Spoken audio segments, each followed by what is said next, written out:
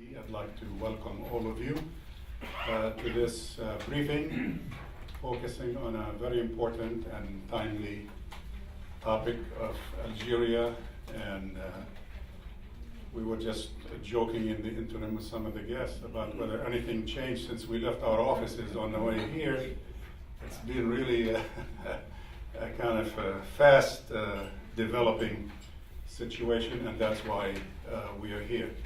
May I take this opportunity to thank our panelists for taking time of their busy schedule, and some traveling actually, long distance flying and so on, to be with us today. So thank you very much. And what I would like to do now is turn the microphone over to my colleague, Dr. Tamara Kharoub, who is the Assistant Executive Director of the Center. She will be chairing the panel today. Thank you, Khalil. Hello, everyone, and thank you for joining us. As many of you know, the recent wave of protests in Algeria started in February of this year, and it was a response to President Abdelaziz Bouteflika's announcement that he would run for a fifth term after 20 years of presidency. Although the 82-year-old had a stroke in 2013 and hasn't addressed the public since, some have even argued that, in effect, he hasn't been governing in the last 6 years. The leaderless protests, which have remained largely peaceful, have grown to thousands and even millions of people, and were dubbed the Revolution of Happiness on Facebook. Even some leaders and members of the parliament resigned from the ruling National Liberation Front and joined the protesters in the street. This culminated recently in the resignation of President Bouteflika and him actually asking the Algerian people for forgiveness. Notably, it was the army chief who stepped in and asked him to resign immediately and postpone the presidential elections. Now, with the army chief likely taking control of the transition, is this the change that the Algerian people wanted? Some fear that this will be a consolidation of the old system of power centers, including the state and military officials and business elites, along with its bureaucracy, corruption, and nepotism. With the military taking control of the country as of today, will the revolution remain happy, as it was dubbed on Facebook? Will another round of minor reforms and handouts satisfy the protesters? And what are the main drivers of these mass protests in Algeria? Obviously, the situation is still developing. There are massive marches announced for tomorrow, and that indicates that this is not over yet. But overall, the questions that we'd like our panelists to answer today are, what are the prospects for real democratic transition in Algeria? Are we to expect another Egypt, another Tunisia, or another Libya, or maybe something completely different? What can be learned from those experiences? What are the regional and international implications, including for US policy? And how can the rights and aspirations of the Algerian people be best achieved and supported? To answer these questions, and probably more, we are pleased and very fortunate to have with us today an excellent panel of experts. Thank you all for joining us. I will introduce them in the order in which they will speak. Hugh Roberts is the Edward Keller Professor of North African and Middle Eastern History at Tufts University. He will speak about the current events and the domestic dimensions. Then we will hear from Marina Ottaway, who is the Middle East Fellow at the Wilson Center. She will discuss the domestic scene and prospects for change. Sarah Yerkes, who's a fellow at Carnegie's Middle East program, will address the regional dynamics. Last but certainly not least, we have Geoff Porter, founder and president of North Africa Risk Consulting, will discuss the international implications. Thanks to all four of you for being with us today. I only introduced them very briefly, but each one of our speakers has a long list of experiences and accomplishments, and their full bios are in the program book, which hopefully you picked up on your way in. Each of our speakers will have 10 to 12 minutes, after which we will take some questions. As a reminder, we have cards on your seats. And please use these cards to present your questions.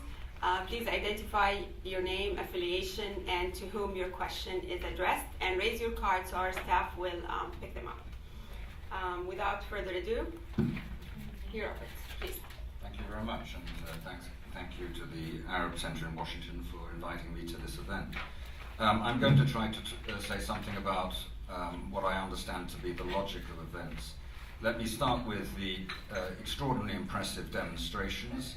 I would say that this is the Algerian crowd at the top of its learning curve. It is, there's been a long history of crowd action in Algeria from the colonial period, memorably in the later part of the National Liberation War, the great demonstrations in Algiers in 1960.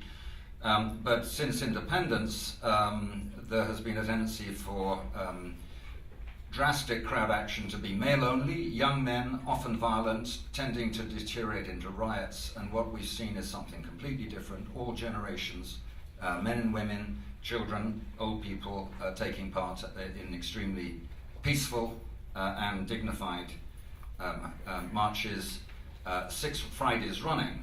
Tomorrow may be the 7th. There's a partial precedent in a very remarkable march that occurred in Tizi Ouzou in 2001 called the Black March, which was men and women and totally peaceful. But this is something we've now seen at the national level everywhere. The unanimity and uniformity of the conduct of the crowd is very, very striking and yet to be fully explained. The unanimity is a function of the fact that the crowd has been negating something. It is being saying no to a 5th term, then no to Plan B, which was an extended 4th term for President Bouteflika. And since it's the tacit demand in that no, i.e. end the Bouteflika presidency, has now been achieved, has now been conceded, it's interesting to see whether it will have fresh demands, what exactly the demonstrations tomorrow will call for. They may call for nothing more precise than the departure of the system, which of course is a fine slogan, but what does it mean? No one has begun to define it.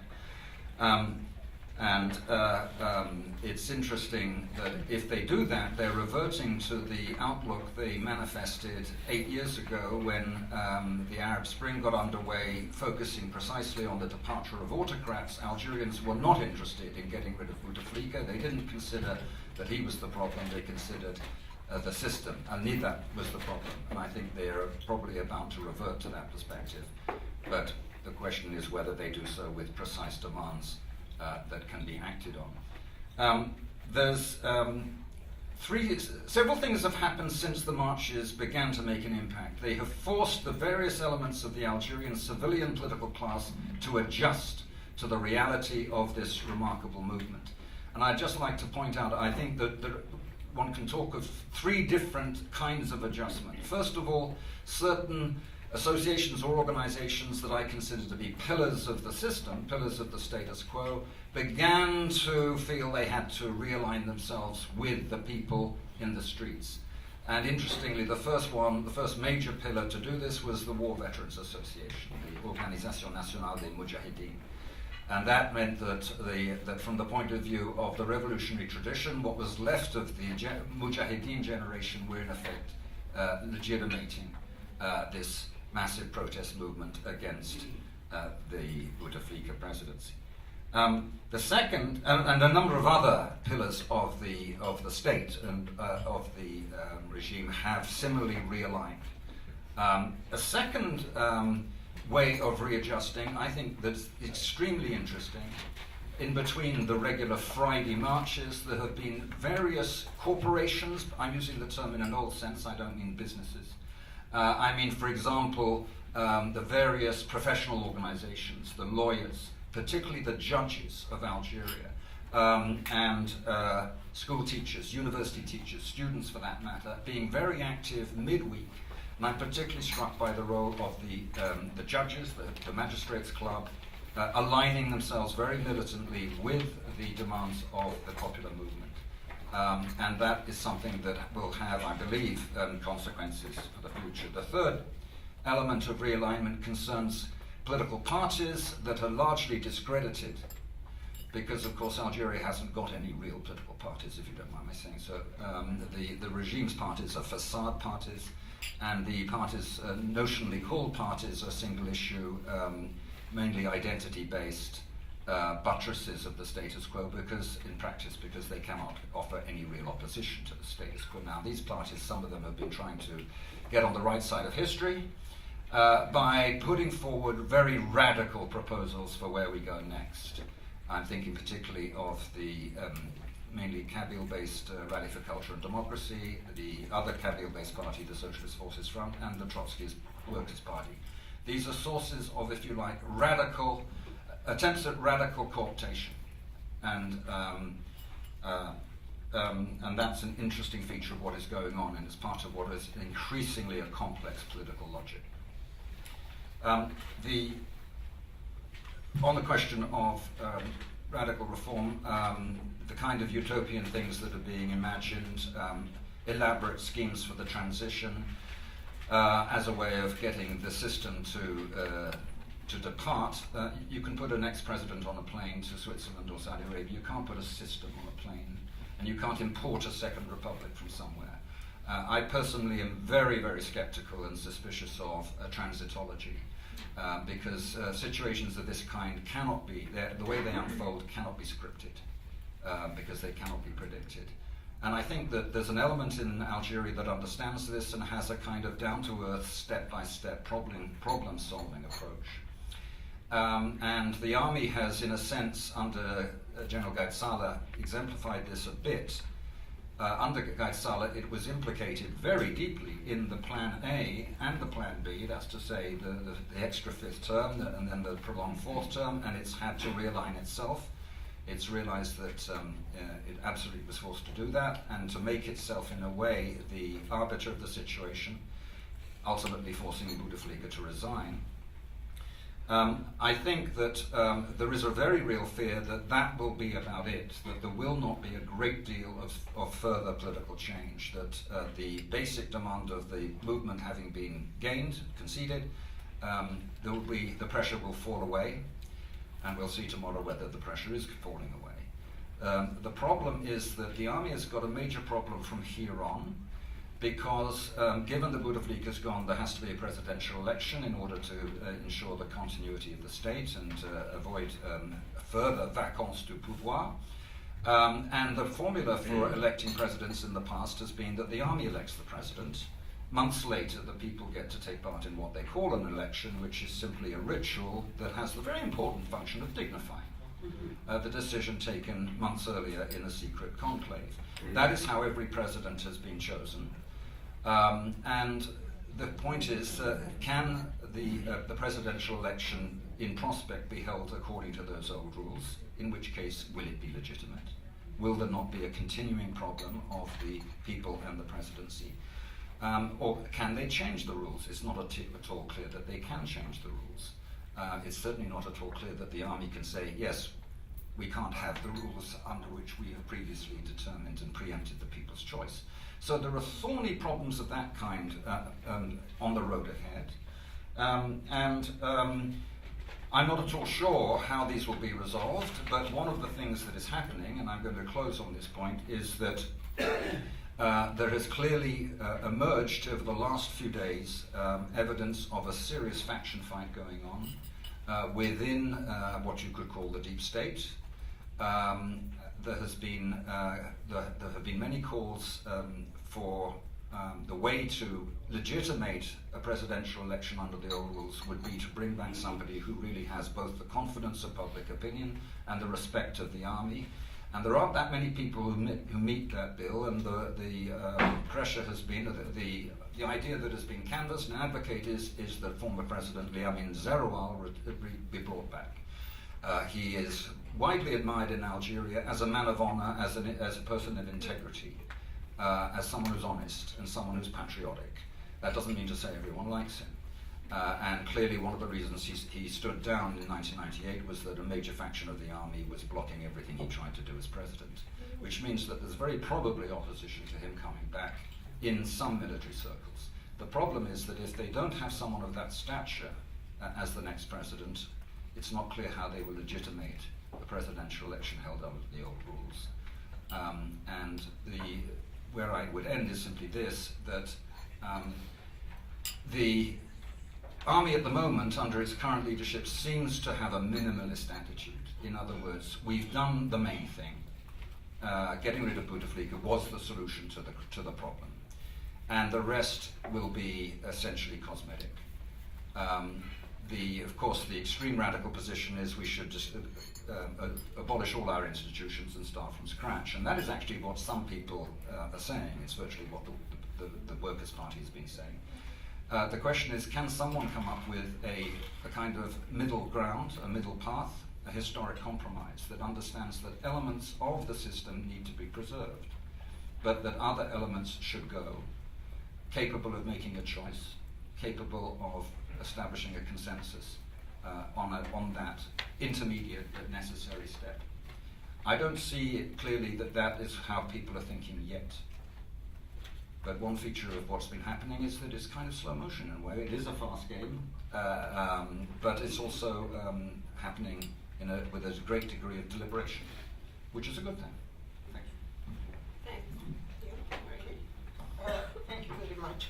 I'll try to pick up some of the points that Hugh made, but let me start by pointing out that if there is any proof that we cannot predict when uprisings take place, Algeria is a good one.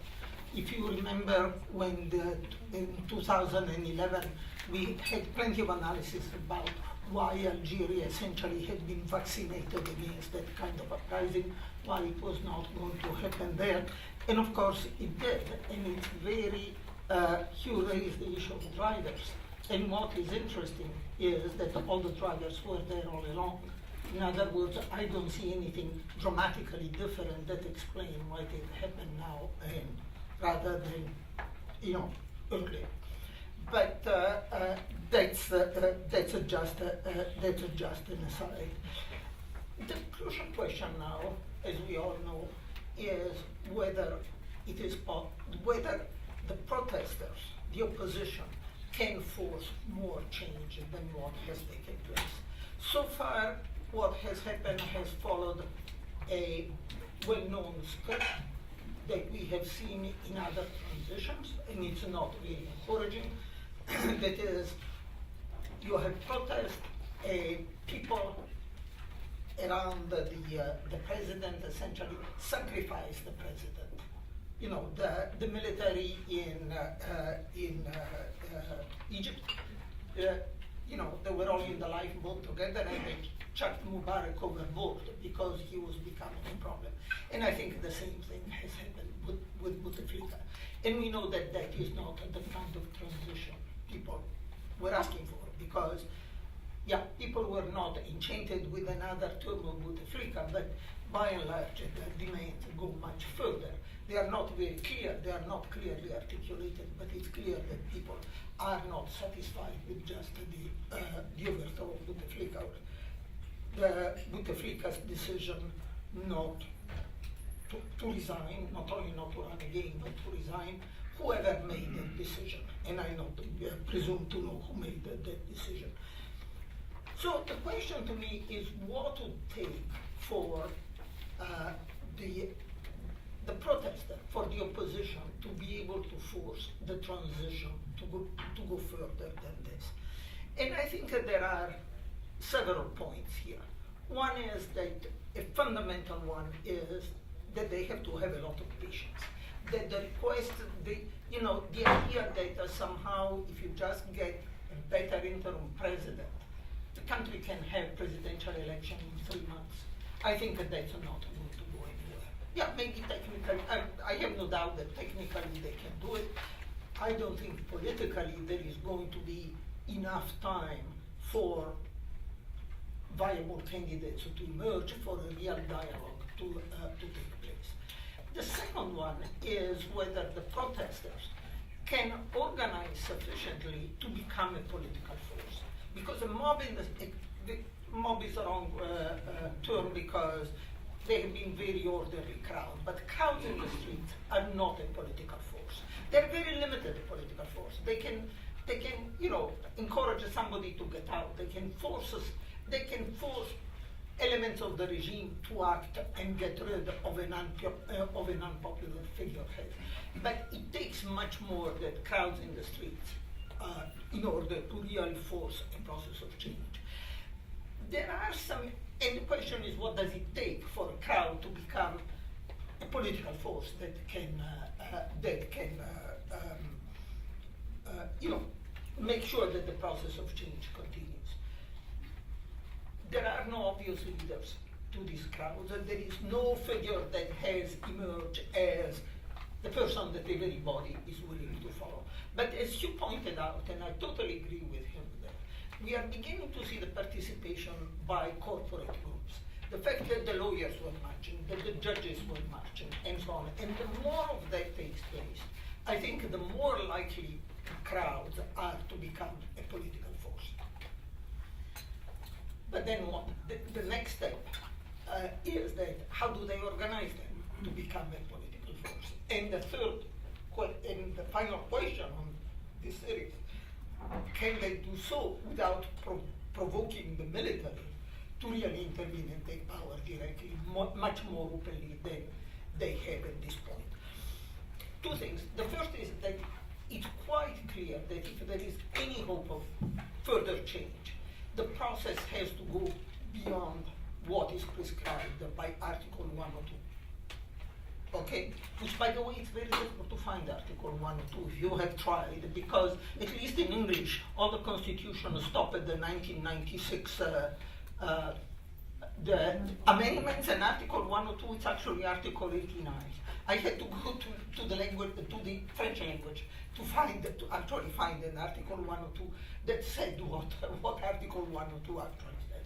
But if you say a process that just follows, Article 102, like all provisions in all constitutions that provide for the succession to an incapacitated president, essentially are meant to provide continuity and to prevent real change. That's the point, that you have to maintain continuity. So that Article 102 cannot provide, I think, a way to further change, the change to continue. So where can we think of, and I agree, you cannot script the transitions, but I think at least it might help us think about what might happen by looking at some other cases.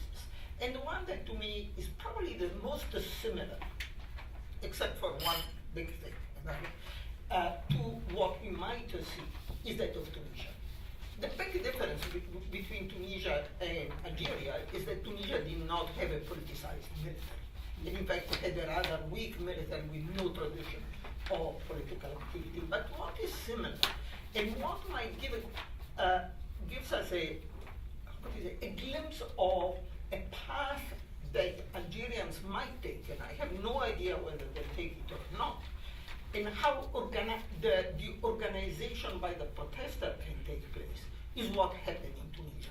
Because Tunisia went through the same period. The first attempt at transition, the Ben Ali left, and then all the members of the regime said, okay, we are going to implement a constitution, and therefore all the members of the regime take over, and there is really going to be no change. And the protesters stayed in the streets. And eventually, out of the chaos,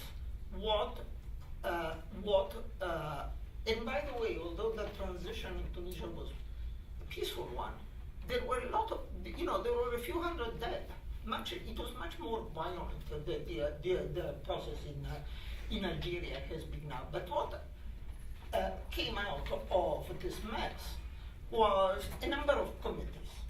And there was a committee for the defense of democracy, or for the instauration of democracy. There was a committee for the defense of the revolution.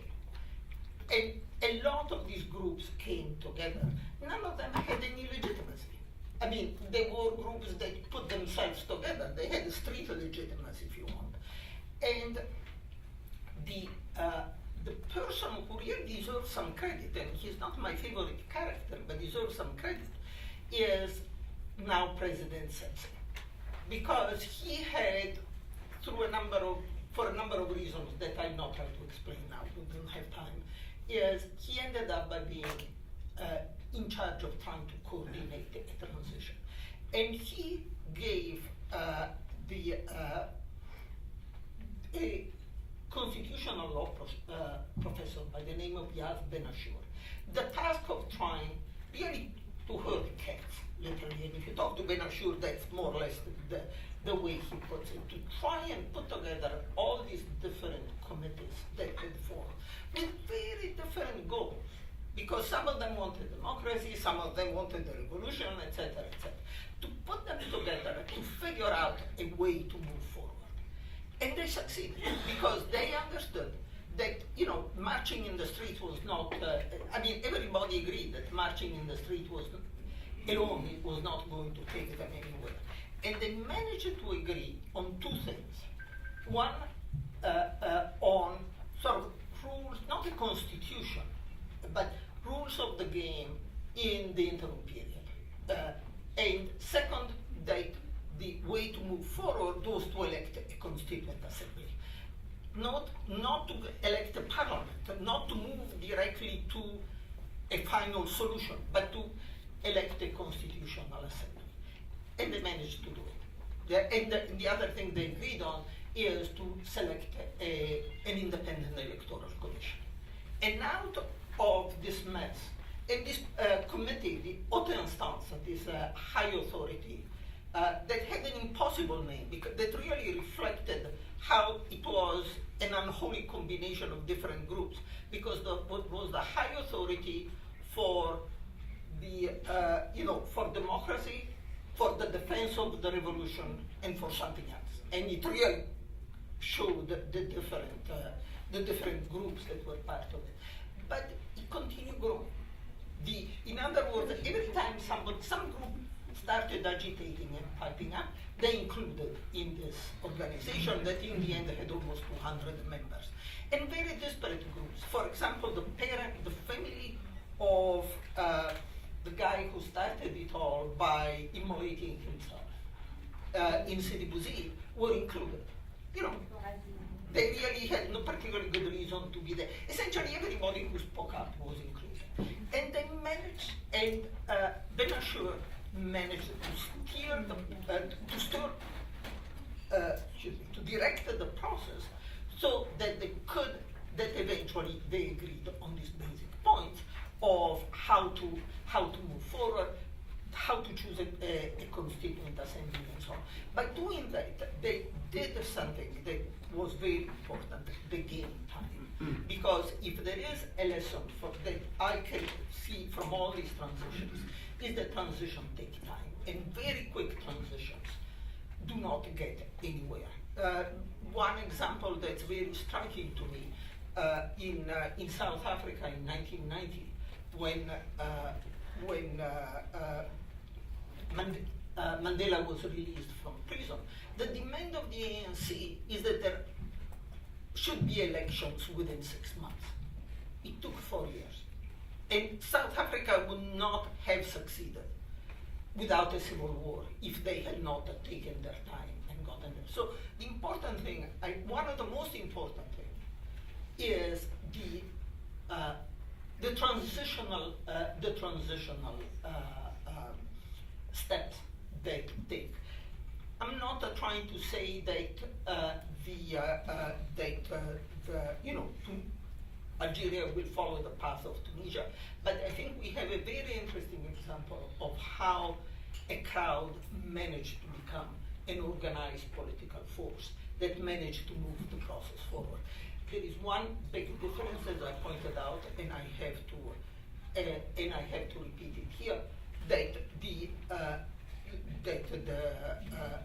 Tunisia did not have to deal with the problem of the military. And one of the questions is whether a process of transforming the crowds into a political force can take place without provoking the military to the point where they take over completely, in which case I think the game is done, the game is over. So let me stop here. Thank you, Marina. Next we have Sarah Yerkes, please. Thank you so much for having me. So what happens in Algeria matters not just for Algeria, but also for the entire region. And I'm going to hopefully give us a little bit of a broader view of what this means for some of the other Arab states.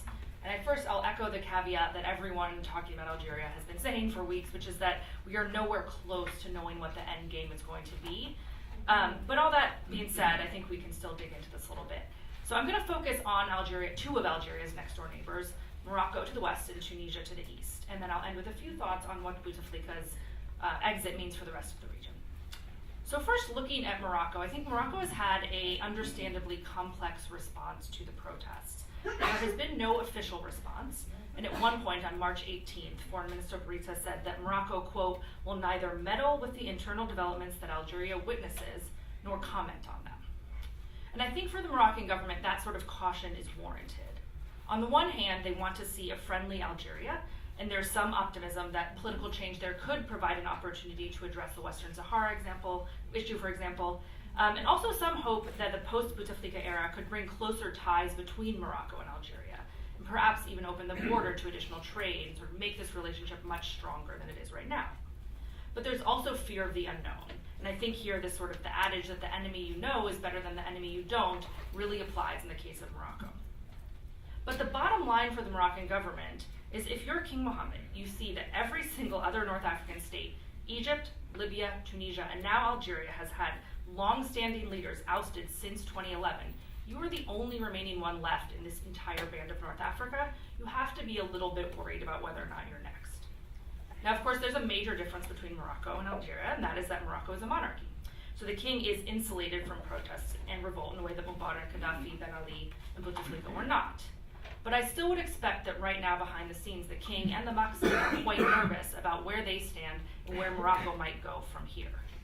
The government of Morocco is watching how this transition unfolds very closely, hoping for peaceful change that will leave Algeria as a stable neighbor and will leave them stable as well.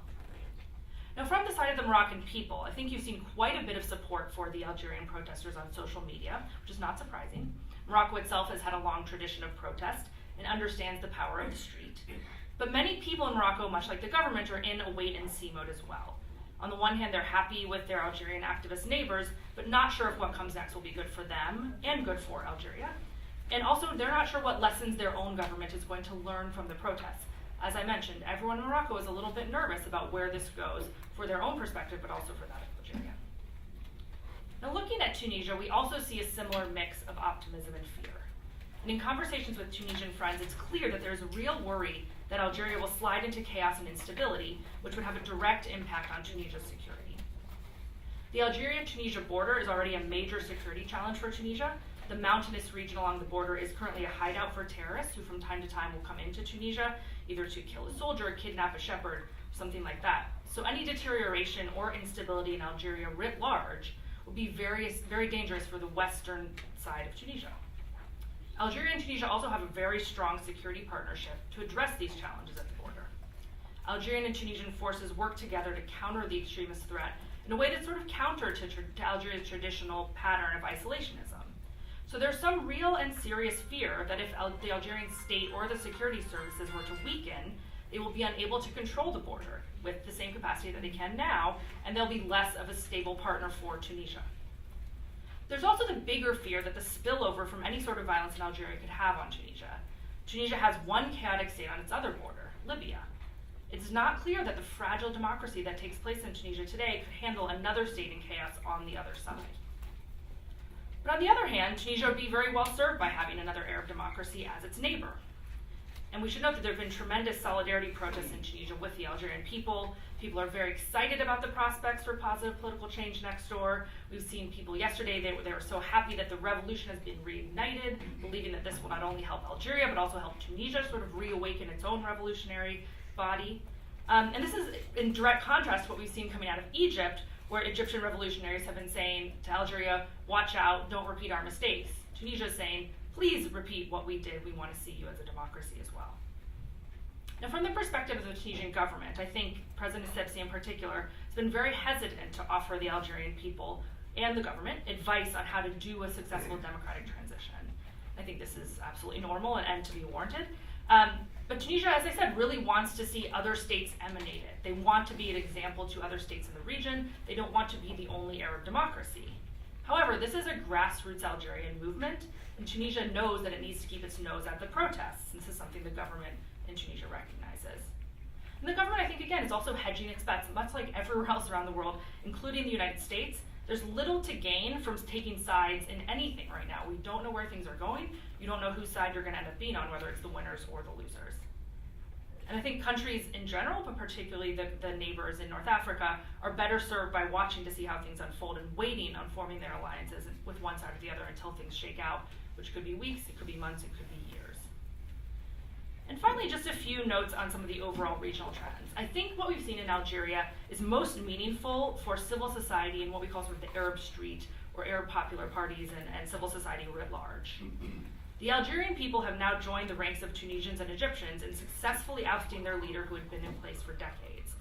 And this, no matter where things end up, this gives hope and has inspired activists across the region to remember that they are not powerless. And I don't think we should downplay this. Again, we might look at an Egyptian scenario, we might say in a few years or in a few months, things are much worse, it's much more violent, it's much more unstable. But this is still a positive marker from the perspective of civil society. We've been watching the retreat of democracy across the globe. We've seen the closing space for civil society in the region and elsewhere, which has made it very hard for activists to stay motivated or to believe that they actually have a voice. But no matter what happens, Arab people are watching Algeria, and particularly civil society groups, with a renewed sense of hope in the power of the people to make change. And from the perspective of governments writ large in the region, I think there is some fear. I think that we're going to see some further crackdowns on civil society and protest movements in the region. Because protest movements have been successful, that scares other leaders, that makes it more difficult for other places to let their people kind of be. And I think for many of the leaders who thought that they successfully weathered the Arab Spring, this is causing them to think twice. So optimistically, we might see a few small openings or concessions to activists trying to sort of have a pressure release valve, let the people get a few wins here and there so that they don't turn into massive protests. But I think pessimistically, or maybe realistically, the Algerian experience right now is a reminder to authoritarian leaders in the region that small protests can spiral out of control and they need to rein in activism. And then finally, I think from the perspective of looking at sort of the role of the military here, I would guess that Arab leaders are paying a lot more attention to the strength of their own security apparatus, both in protecting themselves and their own interests, but also in initiating actions that could run counter to their interests. I'll leave it there. Thanks, Sarah. Geoff? Well, thank you, and thanks for the invitation to come down and speak with everybody today. I've been working on Algeria for 17 years, and trying to tell people that Algeria is interesting for 17 years. Nobody really listened, but guess what? Algeria is interesting, so I'm here to talk about it. I'm also going to do that time-honored panelist thing where I don't actually talk about the thing I've been asked to talk about. And part of the reason for that is that, as my fellow panelists have said, it's awfully difficult to anticipate Algeria's political trajectory. As you, I like your phraseology of transitionality. Would you phrase it? Yeah, that's fantastic.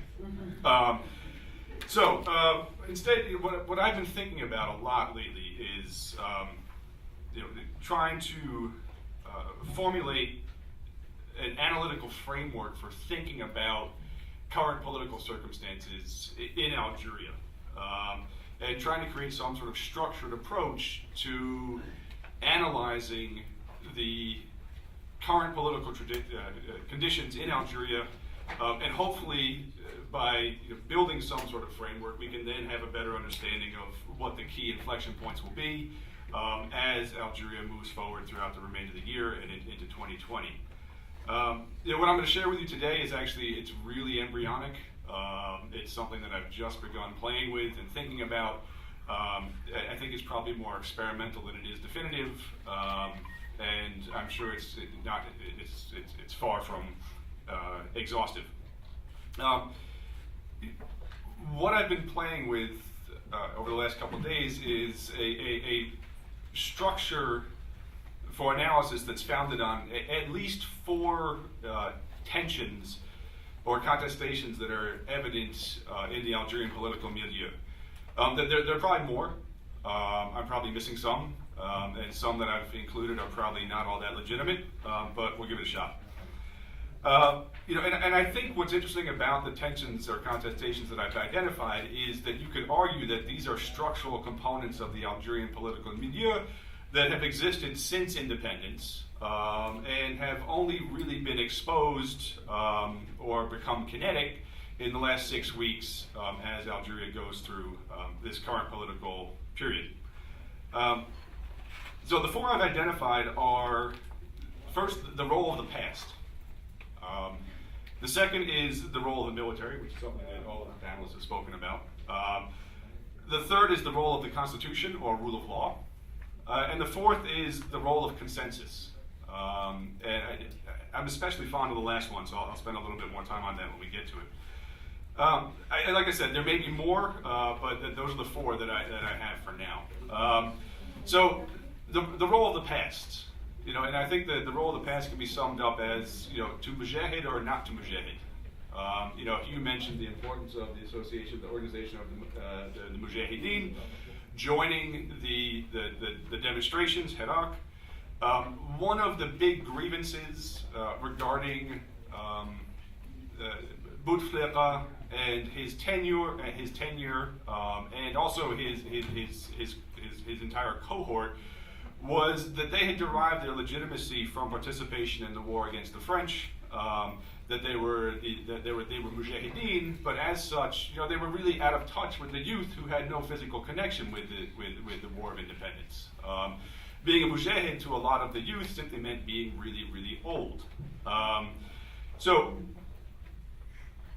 But a fundamental turning point that we also saw in Hirak, even before it became known as Hirak, was the evocation of mujahid symbols, or in fact even old mujahideen who joined the protest movement, or a mujahida herself, Jamila Bouhaydid. When Jamila Bouhaydid joined the protest or the demonstration movement, it was seen as a significant boost of legitimacy for the demonstrators. We saw all sorts of hagiography. We saw all sorts of War of Independence relics being brought out. Some protesters or demonstrators came out with a pre-independence Algerian flag that was stained with the blood of a martyr. It doesn't get more powerful than that. So what seems to be taking place, and what I think is going to continue over the next couple of weeks, is a struggle for the legitimacy or the right to pick up the mantle of the revolution. What does it mean to be independent Algeria? Who is the inheritor of independent Algeria? Is it the government or is it Hirak? Another outcome of this tension is that no other legitimizing narrative other than that of the War of Independence has been put forward by Hirak. Nobody has been able to identify what is your claim to legitimacy apart from having participated in the war against the French or having picked up the mantle of the revolution. The second one is the second structural tension is in fact the role of the military. This is something that everybody has spoken about already.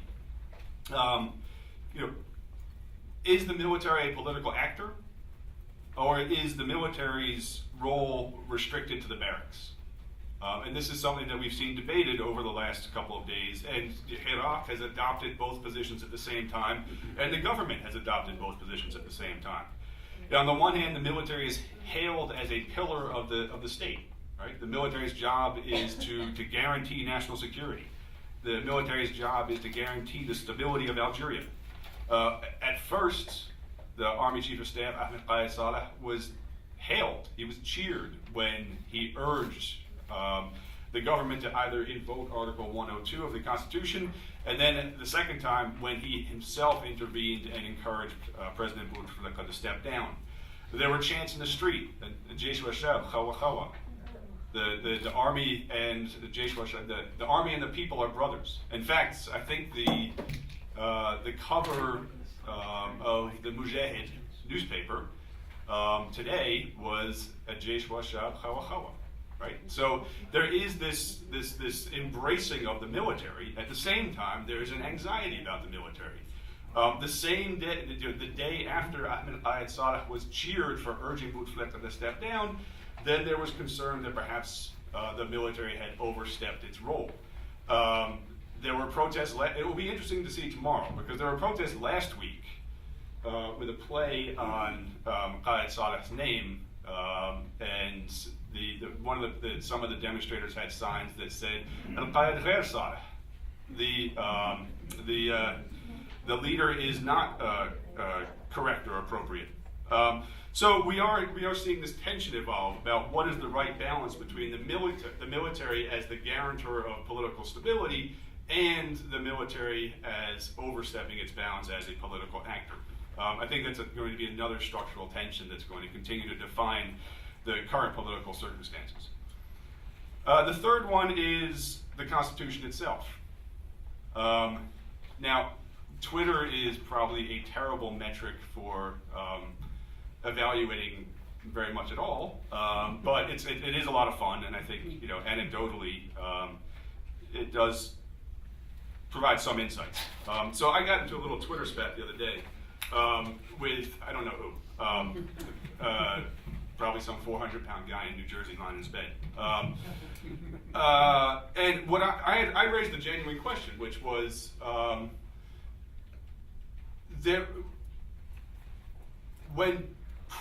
Sunday, when President Bouteflika submitted a letter saying that he would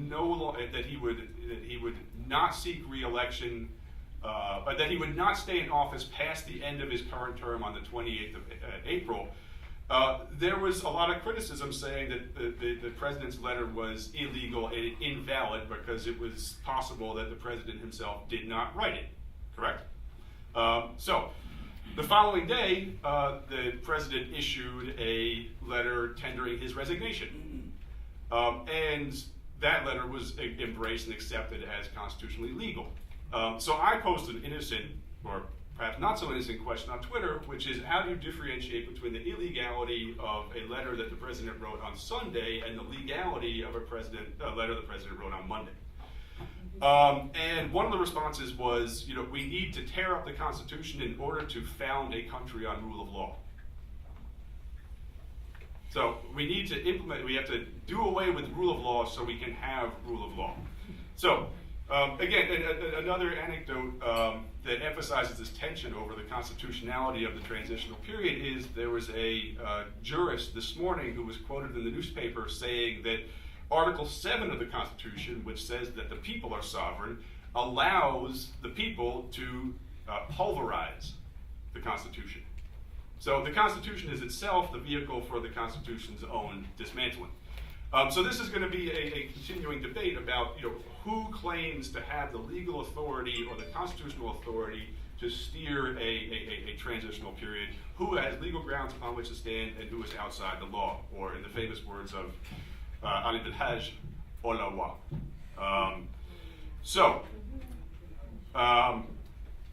Lastly, consensus. One of the reasons that that Algeria finds itself in these circumstances is that the government placed a tremendous emphasis on consensus in trying to determine who Bouteflika's successor should be. One of the reasons that Bouteflika was going to be a candidate for a 5th consecutive term was that his immediate circle of advisors could not arrive at a consensus as to who his successor should be. So the reason that Algeria is in this impasse is for lack of consensus within the government. But I want to make the argument that consensus and the preference for consensus is in fact part of Algeria's political DNA. It's part of Algeria's political culture. And the impact of consensus, or the privileging of consensus, not only has hamstrung the government, but the emphasis on consensus also hamstrings Hirak.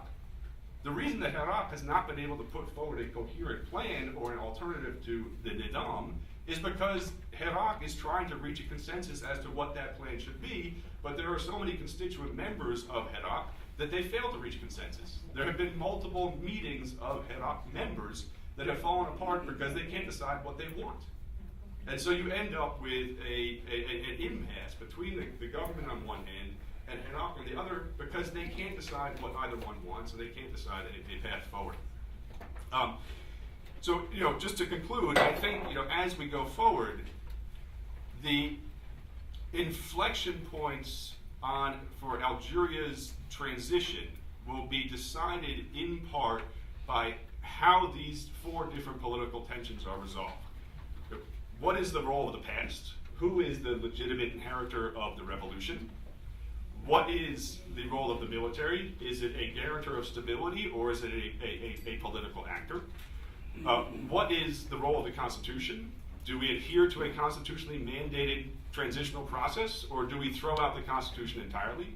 And then lastly, do we continue to privilege consensus, or do we allow for the emergence of a unilateral actor that speaks for us, but not necessarily including us? And I'll just leave it there. Thank you. Thanks, Geoff. We have a couple of minutes that I would like to give the panelists the opportunity to respond to each other, and while we're getting questions from the audience. Again, please remember to use the cards. Anybody would like to respond? Comment, please. Could I pick up Marina's point very briefly about the comparison with Tunisia? I entirely agree that at the level of the army, it's a contrast, not a similarity. A very depoliticized and modest army in Tunisia, a very politicized and far from modest army in Algeria. But I think that there's another difference that's worth mentioning, that certainly in my understanding of events in Tunisia owed a good deal to the role played by the organized labor movement, the General Union, the Tunisian General Labor Union, Union Générale Tunisienne du Travail, which was able, in the particular circumstances of late 2010, early 2011, to assume its original nature as a free trade union, because it was not something that was created by the state or created by Bourguiba's neo-Destor. It was something that, as I understand it, had an independent existence at the origin. Whereas in Algeria, the UGTA is no UGTT. The Algerian General Workers' Union was a creation of the FLN in 1956. It had a deliberate nationalist agenda in the middle of the war to bring Algerian workers out of French unions into specifically Algerian ones. Plenty of decent people have worked in the UGTA, but the fact is it's never been a genuine free trade union. It's always been a kind of transmission belt for the state since independence. And one of the interesting, and that I think is a big difference, and enters into the difficulty of the Algerians relying on imitating the Tunisian way, because actually they can't successfully imitate it. They can imitate it, but they will fall short of emulating it. To emulate the Tunisians, which I agree would be very desirable, they need to find their own route. That's my main point. Thank you. Okay, I reply to this, but then I have a comment on your framework too. I think yes, there is no doubt that the UGTT played a very important role, but not in the initial phase, or at least not in the intermediate phase. They played a very important role in bringing the demonstration from Sidi Bouzid, where they would have died in obscurity, to first to the provincial capital and then to Tunis. There is no doubt about that. But in terms of actually shaping the transition, they were much more important in the second phase, when they forced the formation with the quartet, when they formed the formation of a government of national reconciliation, that in that initial phase in 2011, coming to the election of the Constituent Assembly. And the reason for that is that the UGTT itself was in transition at that point.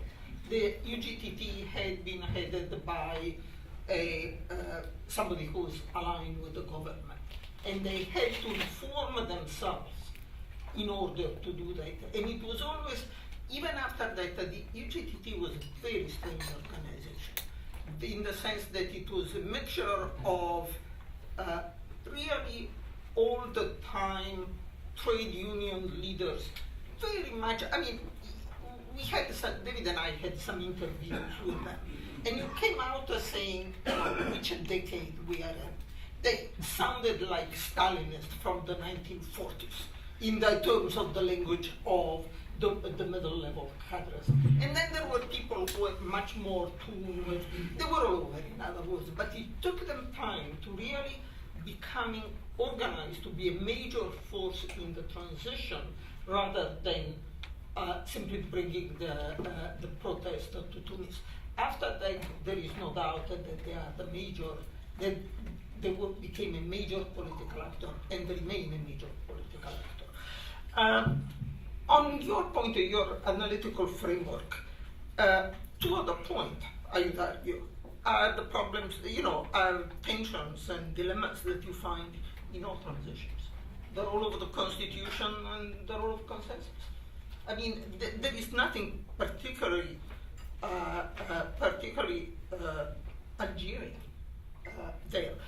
The role of the military also is something that the discussion on the role of the military is pretty common to all to a lot of Middle East countries.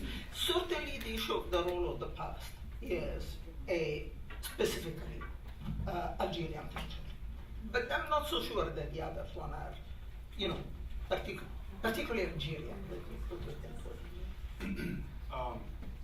I could appreciate that. Especially on the role of the Constitution. I think less so on the role of the military. I think, as Hugh has pointed out, the military plays a distinct role in Algeria. You pointed out in your own comments the same thing. Regarding consensus, I think there is something particularly Algerian about the need to seek consensus. And as I said, the reason that Algeria is in these circumstances in the first place is that the décideurs were unable to identify a consensus candidate to take over from Bouteflika, even since the 2014 elections. And similarly, you will find that I think that there is nobody that is willing to step forward as a spokesperson or a leader for Hirak because of the privileging that Hirak places on consensus. So there is, I think, maybe it's not a uniquely Algerian thing, but it is certainly a prominent feature of the Algerian political landscape or the political culture to try and find a behind-the-scenes consensus before emerging with an official position. And that's the point I want to make. And it impacts both the government and the movement itself. Okay, we'll take a comment from Sarah, and then we'll start with a question.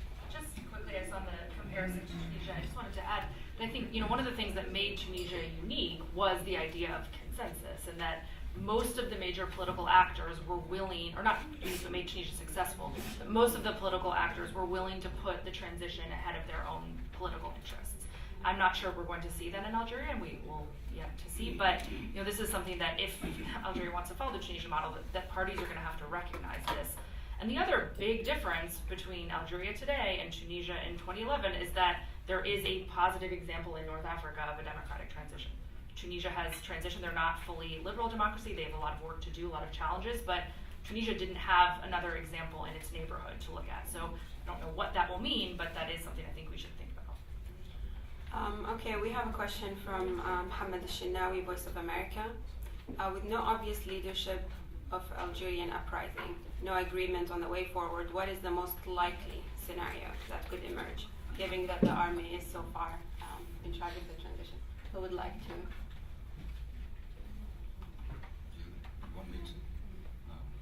Go ahead.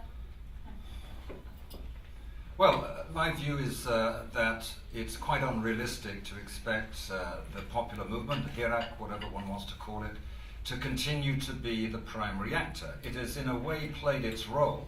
It could play its role very emphatically to the extent that it remained united, and what united it was a no. There's an Algerian saying, Garde le mime te gardera, which means preserve the ability to say no, and the ability to say no will preserve you.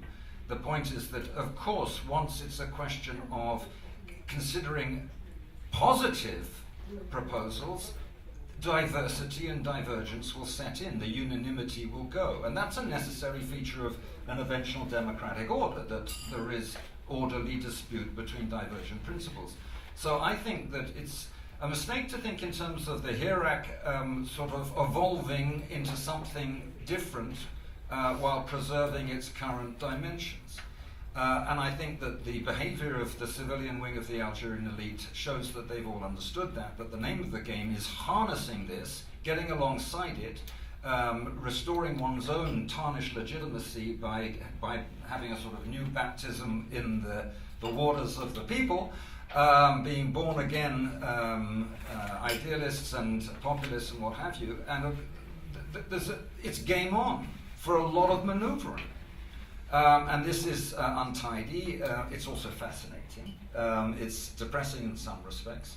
But what will give structure to it, in my view, for the time being, is the argument going on within the military. And that argument, in my view, it may be over. Guy Salah may have won. We'll see by the dimensions of tomorrow's demonstrations to what extent he's won, because of course, the Hirak becomes an asset that different forces are trying to harness. It becomes an enjeu. And as such, it becomes an object and no longer subject. If I can add something, I don't think you can expect the movement to provide consensus or anything. The best you can hope is that they generate some consensus on what the next move is going to be, on how you move forward.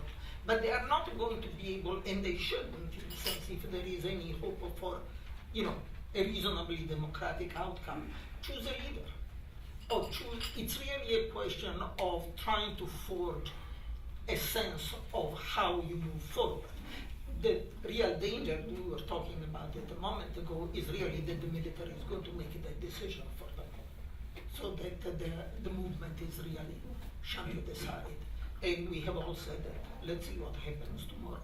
But my reading of the newspapers and the declarations that come out, I would be surprised if the demonstration were not pretty large tomorrow again. And then I'd be proven wrong by events. I just want to, I don't know what's going to happen, but I just want to add one other additional dimension, which is that that Algerians, whether they're participants in the demonstrations or not, are deeply suspicious of manipulation, or having been manipulated, or of individuals representing other interests apart from the ones that they claim to be representing. And I think that is something that is preventing leadership from emerging within the movement itself. I also think it's something that is preventing the movement from embracing the proposed transition plan that the government has put forward. And it's something that is going to, I think, prolong any political transition beyond what would take place in another political context. Thanks. There are a couple of related questions. I'll address them to Sarah. They're from Naeem bin Tahir. The first one is related to voter fraud in the elections in the past, and if you have any confidence in the transitional government to lead a free and fair elections in the future. And the next question is related somehow. How did Tunisia and Egypt deal with corruption, and whether they succeeded? Okay, well, I'll take the second one first. As far as how Tunisia and Egypt dealt with corruption, I mean, they're very, very different cases. I think the Tunisian case, corruption was one of the first items that the transitional government put forward that they wanted to address. They're still 8 years later trying to figure out how to do this correctly. There have been a variety of measures. They have an instance, independent authority that deals with corruption that has had some successes and some failures, but But there's a lot of problems with the lack of political will in addressing corruption. I mean, Egypt has sort of gone the other way and become more of a closed authoritarian state with not a lot of interest or ability, I think, on behalf of the government to address corruption. I mean, I think the question of voter fraud, I don't know. I mean, we don't know what elections would look like, how to actually tell if elections would be real, or I don't have a lot of faith that right now you could have free and fair elections. And there's also a big question of voter turnout. This is an issue you see in a lot of transitions of whether or not the people have faith in the elections is determined by whether or not people actually show up.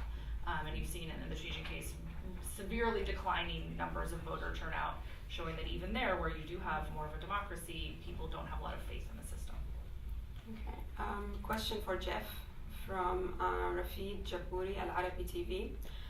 Is what's happening good news or bad news for Algerian Islamists?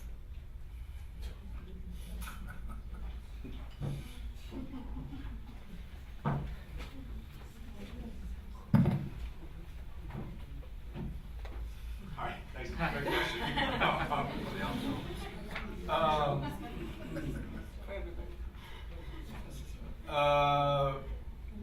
Which Islamists?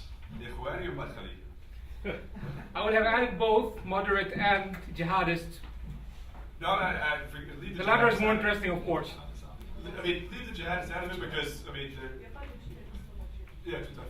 No. So, in all seriousness, I just had an article that came out in the. I just had an article that came out in the commenting.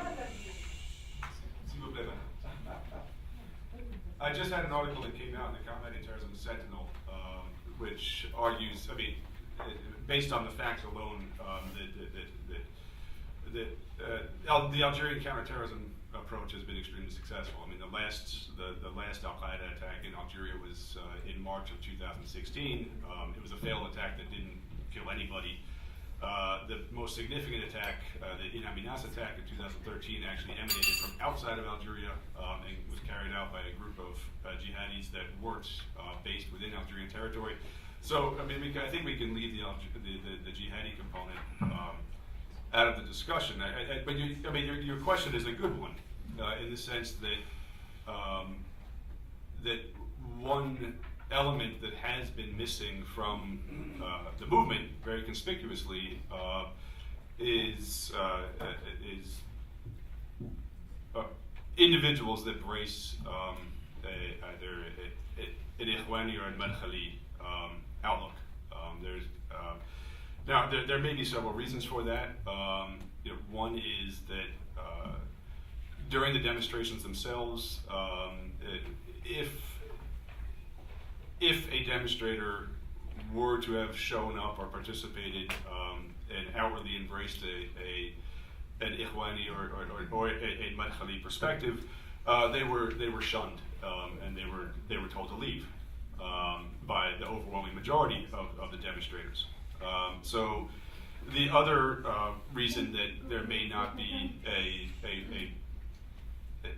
a broad Islamists participation in the demonstrations is simply because why should the Islamists do all the heavy lifting when they can probably pick up the spoils?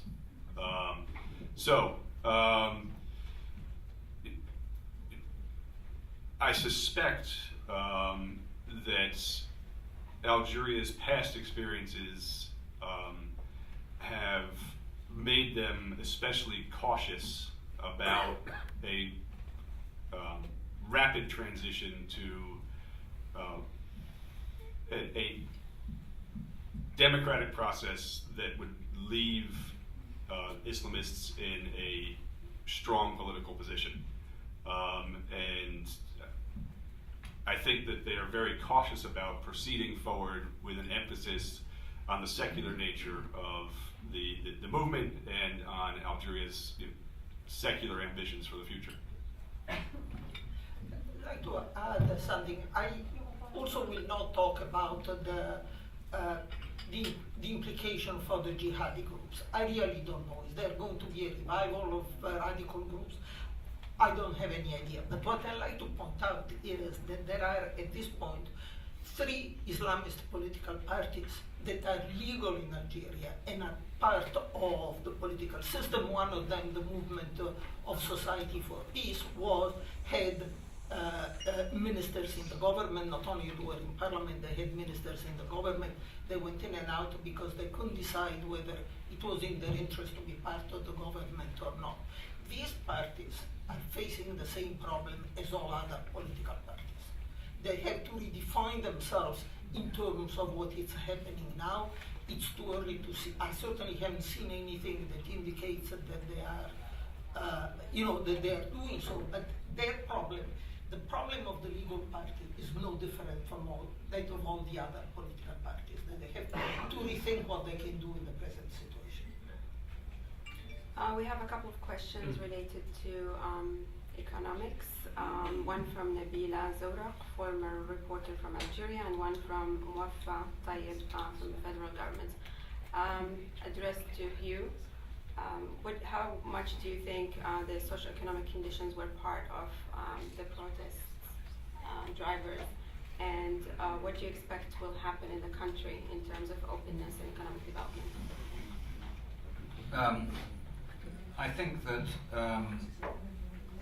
part of the answer is that whereas 8 years ago people were inclined to give Bouteflika a pass and say the problem is the system, I think one of the reasons why people got fed up with Bouteflika and found the idea of his prolonged presidency, when he was at least partly incapacitated, absolutely outrageous and insupportable, is the perception that with the fall of the oil, the price for Algerian hydrocarbons after a period of glut, if you like,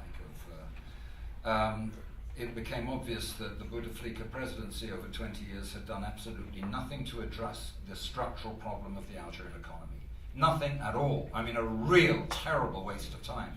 It's one thing to fail to do that when you've got your international creditors who've got you by the throat, as happened in the 90s.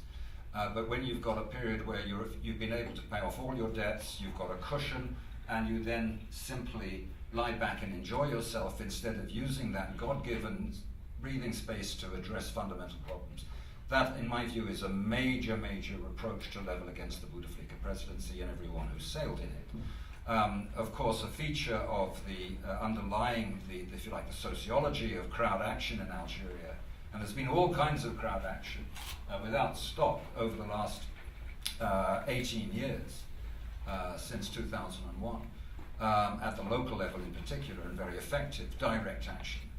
A feature, an underlying thing in this movement this year, in the bitter, violent week of riots in January 2011, and of course in October 1988, is the despair of young men at the fact that Algeria offers them no future. There's no work, there's no honourable way, decent way to earn a living, therefore you cannot get married, you cannot buy somewhere to set up a home with a wife. It's just a total absence of a future. And of course there are Algerians committing suicide every week trying to get across the Mediterranean.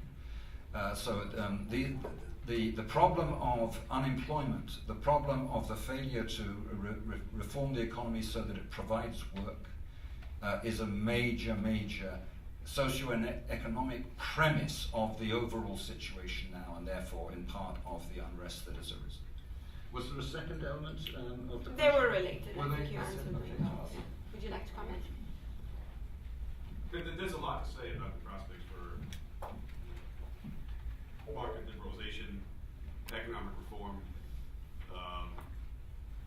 However, it's very difficult to anticipate a transitional government embracing very challenging economic reforms without having significant legitimacy, which they won't have. So I think, as one of our guests said, the best thing for Algeria's economy would be a very short political transition, and I think he's right. Sure. There's another aspect to it I'd like to just stress, because it links up with the insistent demand for movement towards what they call in French an état de droit, the law-bound government, the rule of law, which has been a feature not of the mainstream Hirak, because they've had more immediate fish to fry, namely Hutef himself and his backers, but it's been a feature of particularly the magistrates with their very militant and very dignified but militant activity.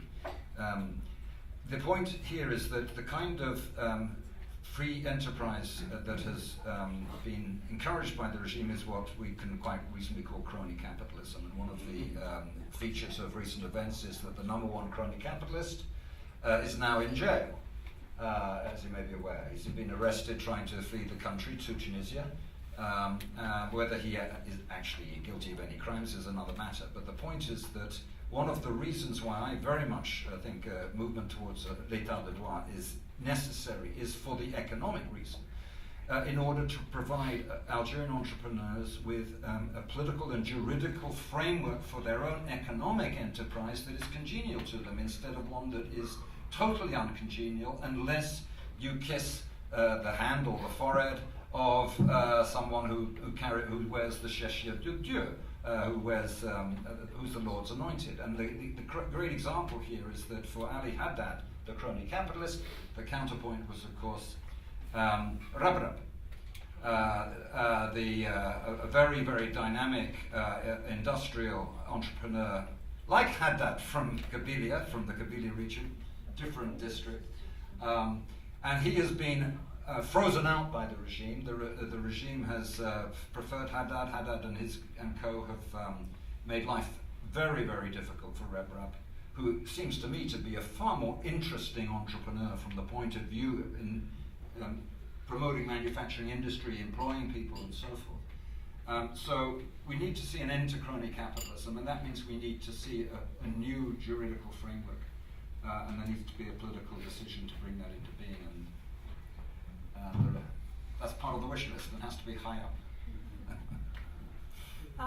The next question is for Sarah from Lamia, I believe, El Far. What lessons will Arab leaders learn from the triggers for Algeria's protests? Will these developments prompt greater repression in other Arab countries? I think there's two possible sets of lessons. One is the more positive, that you should listen to the people, and the people have the power to unseat you or to demand real change. And so you could see a little bit of opening there. But the other side is that the people have the power to unseat you, and so you should push back on them. And I think some of the lessons learned could be, we were already seeing this regardless, before the protests started, of closing the space for civil society, harsher NGO laws, the media, everything that's happened. Egypt has checked every single box of this, of throwing journalists in jail, of amending the constitution, president for life, all of this. So I'm not sure that Algeria has maybe it's convinced people a little bit more that you need to do this, but I try to be optimistic, and the optimist in me says that maybe governments will also learn that you need a little pressure release valve. This is the Moroccan, the Jordanian case, where you do allow the people to have a little bit of a voice so that they feel like they're heard without giving them real power. A question for Marina from Sally Bistoul, I think, Middle East Institute. Having discussed two main differences between Tunisia and Algeria, being the military and UGTT versus UGTA, how much do you think Tunisia's history of progressivism, especially in terms of women's rights, contributed to the transition, and will this affect Algeria's prospects? Frankly, I don't think. The history of progressivism is limited. Yes, the personal status codes were much more liberal in Tunisia than they were elsewhere. I really don't see that having played a particular role in the protest. What it did, what was visible in Tunisia at the beginning, was the fear on the part of the secular elite that the Islamists could reverse what Bourguiba had done at the beginning of the independence of Tunisia. But that did not did not prevent Ennahda from winning over 1/3 of the votes in the first election, and at this point Ennahda holds more than 50% of the, not more than 50%, has the majority of the seats in the parliament. So I don't think that really had a major impact. Geoff, do you want to comment? Okay. We have a question from Munji about the predictions among think tanks in DC that were more on the lines of Algerians want to be next in terms of protests, as they were tired from the 90s and the civil war. It's more of a comment, but if anybody would like to address it. I'd like to say something about this. And this was what was said 8 years ago to explain the absence, which of course most Western commentators deplored, of Algeria from the Arab Spring. And of course Algeria subsequently congratulated itself for having passed on the Arab Spring in respect of every aspect of it from Tunisia eastwards. They admired what happened in Tunisia, but everything after the Tunisian revolution was regarded with some reason by the Algerians as something to have missed out on. It's not simply because the Algerians were traumatized by the 1990s. I think that an equally important consideration is that there was a lack of clear perspective at the level of public opinion. The regime had done a pretty good job of bewildering public opinion, and I think that if we think about change in the direction of democracy, we should, I'd like to suggest, be thinking of change towards a form of government where public opinion is a force, is an element in the political arithmetic that governments, rulers have to take account of. And it seems to me that one of the features, in my view, of the history of the last 30 or so years of Algeria is that Algerian governments have been really quite persistent in bewildering public opinion, in dividing it, in playing divide and rule, in playing let's you and him fight, in setting up Islamists, Berberists, Arabists, secularists, and getting them to play off against each other, ensuring thereby that it is not under significant pressure itself. And just to make sure of this, they've ensured that there was always more than one Islamist party. So you Islamists can fight each other too, as well as fighting the secularists. And there's more than one secularist party. And there's more than one Kabyle Berberist party. In other words, they've taken it to a level of refinement that in a way one can admire from the technical point of view. But the point is that it has been a systematic disabling and crippling of Algerian public opinion. And it has needed time for Algerian public opinion to acquire a clear perspective and conviction about the political situation that would give it the collective self-confidence to act boldly. And that is what has now happened. And I think they've arrived at a point of view, a perspective, that they're not going to forget. And I think that's why this has been a historic moment in Algeria. Okay. We'll give each of the speakers the chance to respond and provide final remarks. Go ahead, Geoff. I mean, I was always profoundly skeptical of the argument that the reason that Algeria did not participate in the Arab Spring in 2011, 2012 is because they were traumatized by the events of the 1990s. And the reason that I was skeptical about that interpretation is that it deprives Algerians of agency and makes them victims.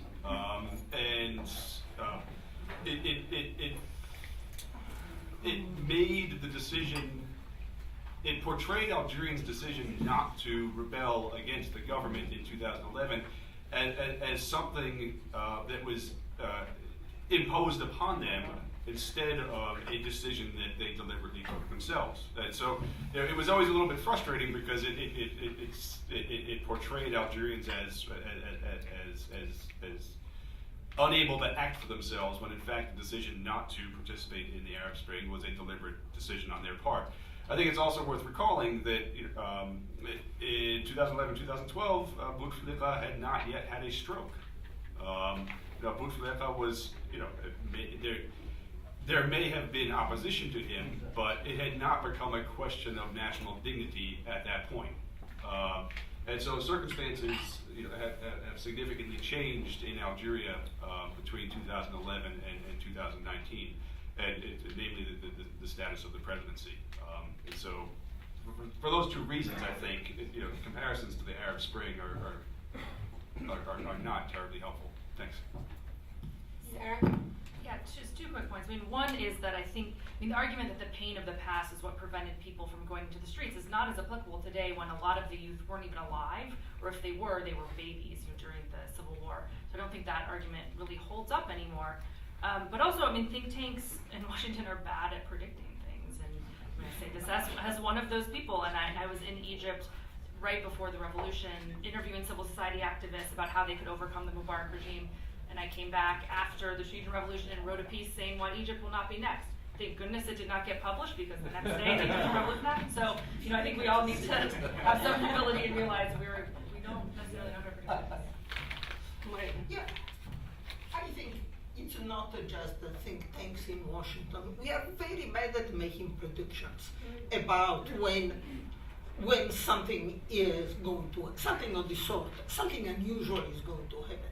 The CIA is terrible at making those predictions. They always talk about, intelligence failure.